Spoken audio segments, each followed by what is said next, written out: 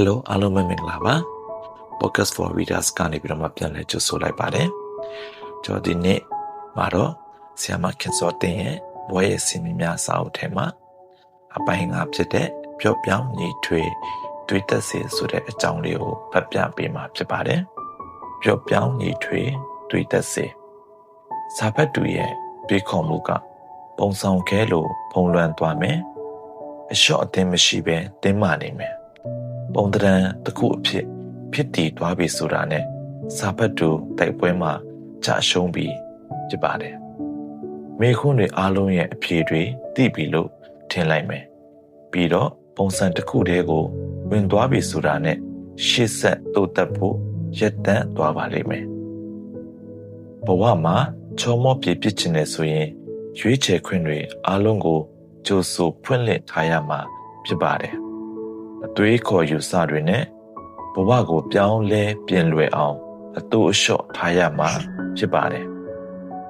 ဘဝမုန်တိုင်းတွေကြားရောက်လာရင်ရင်ဆိုင်နိုင်ဖို့အသင့်ပြင်ဆင်ထားရမှာဖြစ်ပါတယ်ဒီလိုမုန်တိုင်းကလည်းမမျှော်လင့်တဲ့အချိန်မှာရောက်လာတတ်ပါတယ်ချမှတ်လိုက်တဲ့ပုံစံတိုင်းခိုင်မြဲသွားပြီဆိုရင်လမ်းကြောင်းကနေဘေးကိုချော်သွားနိုင်ပါတယ်ဆိုလိုချင်တာကလိုက်လောညီထွေအတူအလျှော့ရှိတဲ့တွေးခေါ်ယူဆမှုကစိတ်နဲ့ပြုကျင့်ရတဲ့ကိုယ်ခံပညာရက်တစ်ခုနဲ့နည်းနည်းဆင်ပါတယ်။ခေါင်းငုတ်ရှောင်သိမ့်ဖို့နဲ့တပတ်လေအောင်ရှောင်လိုက်ဖို့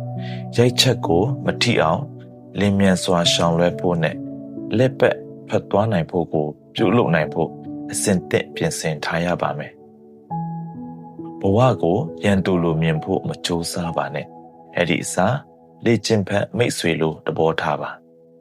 လိုက်လျောညီထွေနေတဲ့ရင်ဘဝဟာနေပျော်ပါတယ်တနေရာမှာကြောက်ချပြီးရက်နားနေလိုက်မယ်ဆိုရင်ဘာမှမမေရရမရှိပဲဥတီချက်မရှိဖြစ်သွားနိုင်ပါတယ်ကျမတို့ဘဝမှာပုံသေးသတ်မှတ်ထားတဲ့ပုံစံတွေရှိပါတယ်ငါကဘလို့နေတာစသဖြင့်ကျမတို့ကိုကျမတို့တစိ့တက်ရတာကိုဂျင်းနဲ့နှစ်သက်ကြပါတယ်ကျမတို့ကသတ်မှတ်ထားတဲ့သတင်းစာကိုဖတ်တတ်ကြသလိုတမျိုးစားတဲ့ဖြစ်တဲ့ TV စီစဉ်တွေရုပ်ရှင်တွေကိုကြည့်ပြီးသွားနေကြဈေးဆိုင်တွေကိုသွားတဲ့အပြင်နှစ်သက်တဲ့အစားအစာမျိုးကိုသာစားတော့ကြပြီးဝစ်စင်နေကြစတိုင်တိုင်းဝစ်စားနေရတာကိုနှစ်သက်ကြပါတယ်ဒါဟာပြည်ရုပ်ဖြစ်စဉ်ဖြစ်တဲ့အတွက်အဆင်ပြေနေကြပါတယ်တနေ့ကပန်းတွေနဲ့ဝေရုပ်ရှင်ကိုပြန်ကြည့်ရပြီးခင်ရုပ်မေနဲ့တွေ့တဲ့အခါအဲ့ဒီတုန်းကဝစ်စားစင်မှုကဒီအခုခေတ်မျက်စိနဲ့ကြည့်တော့လဲကြည့်ကောင်းပြီးခင်မင်းနေသေးတာပဲလို့ပြောပြတဲ့အခါမိကစပင်လေးဒီလိုပုံစံထုံးဖွဲ့တာဝစ်စားဝစ်တာအဲ့ဒီခေတ်ကတက္ကသိုလ်ကျောင်းသူပုံစံပဲလေစပင်ပုံစံကိုအခန်းတစ်မျိုးပြောင်းလို့ပဲဖြစ်မလဲဘယ်သူကမှနေ့စဉ်ပြောင်းနေတာမှမဟုတ်ပဲစောတော့လဲစပင်ကိုဒီလိုထုံးဖွဲ့နေကြတဲ့အအမြဲထုံးဖွဲ့နေကြတာပဲမဟုတ်လားလို့တဘာဝကြဝတ်စားတဲ့အတိုင်းပြောပြပါတယ်ဒါကိုလည်းထည့်သွင်းစဉ်းစားကြရမှာပါပဲဒါပေမဲ့တခြားအလားအလာရှိတဲ့ဖြစ်နိုင်ခြေတွေနဲ့အဆက်အသွယ်ပြတ်တောက်နေတဲ့အခါမှာကျမတို့ငီးငွေ့လာမယ်တင်းကျပ်လာမယ်စိတ်ဓာတ်တွေမာကြောလာမယ်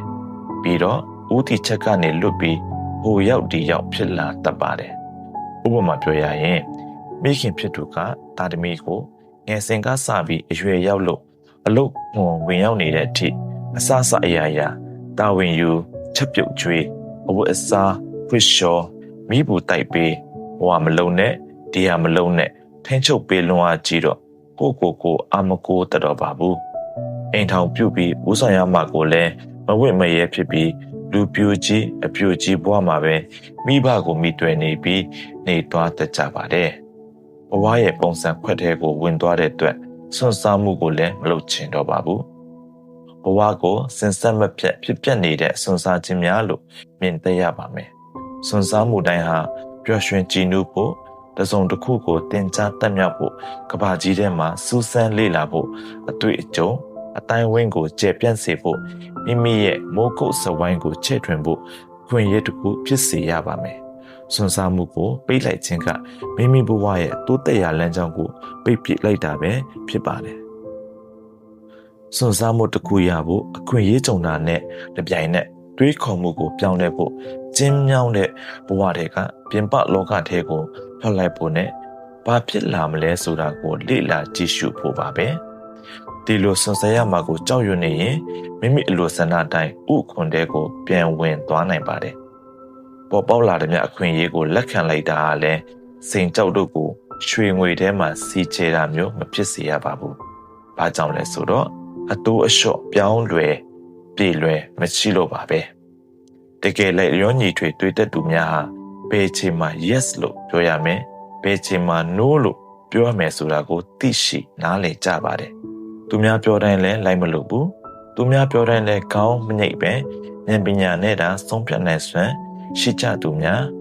ဖြစ်ပါတယ်။မိမိကိုယ်ကိုဘလောက်အဆင့်ရှိတဲ့အသွေးခေါ်ကိုပိုင်ဆိုင်နေဆိုတာကိုသိချင်ရင်ဒီမေခွန်းလေးတစ်ခုနှစ်ခုကိုဖြည့်ကြည့်လိုက်စီချင်ပါတယ်။သင်အိယာဘေးကစာအုပ်တွေကသင်အမြဲဖတ်နေကြအမျိုးသားတစ်မျိုးတည်းသောစာအုပ်တွေလား။သင်ပြောနေကြစကားတွေထဲမှာငါကဒီလိုလူမျိုးတွေကိုမပေါင်းတက်လို့သူတို့လိုလူမျိုးတွေကိုမသိပါဘူး။အဲ့ဒီလိုနေရာမျိုးတွေကိုငါမသွားပါဘူးဆိုတာပါပါသလား။ဒါဆိုရင်တော့သင်တဘောထားတွေအမြင်ကျဖို့နဲ့သင်တွေးခေါ်တဲ့ကအဟံသားတွေကိုဖယ်ရှားပြဖို့အချိန်ကြာရောက်နေပါပြီ။အားလုံးပဲကျွန်တော်ရဲ့ podcast လေးကိုဆုံးထိနားထောင်ပေးတဲ့အတွက်ကျေးဇူးတင်ပါတယ်။အားလုံးပဲဘိုင်ဘိုင်